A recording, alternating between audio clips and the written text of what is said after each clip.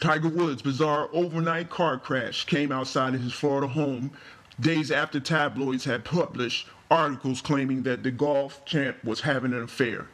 Investigators, meanwhile, traveled to Woods' home Saturday to interview him about the crash. But Florida Highway Patrol later said that Woods and his wife canceled that interview and had to reschedule for Sunday.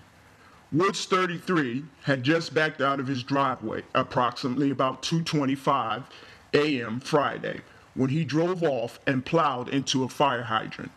Now, a neighbor said that the tree that he plowed into the tree near his community, which was in Orlando. Florida Highway Patrol person Sergeant Kim Monte said the investigators are not trying to get on the rumor mill, but they have said that they have no knowledge of a fight between Tiger and his wife. There had been an audio call from 911, which is scheduled to be released to the media on Sunday.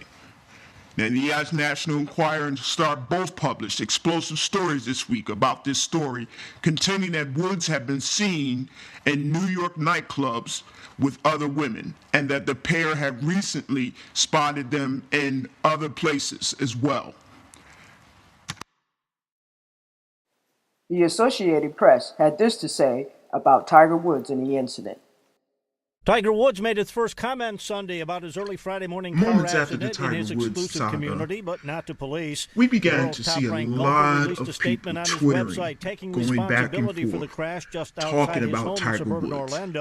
But what we did find out was that the moment that this happened, it was bound to have some controversy behind it, simply because you cannot always depend on the media environment, especially virtual media environment, because it will guarantee some type of controversy.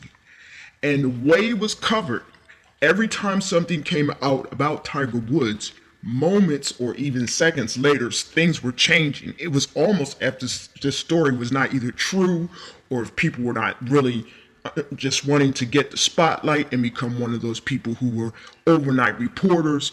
But the way it was presented in the social media, it was horrible. There was a mainstream of media content, and people were just saying things just to probably to compete with some of the celebrity news that were going out. Now, I know that news media sometimes increases and shares all of these tabloid outlets, National Enquirer Media, Central Asian, all of these things are just a mere fact that social media in this particular story did not actually accurately report the story like they were supposed to.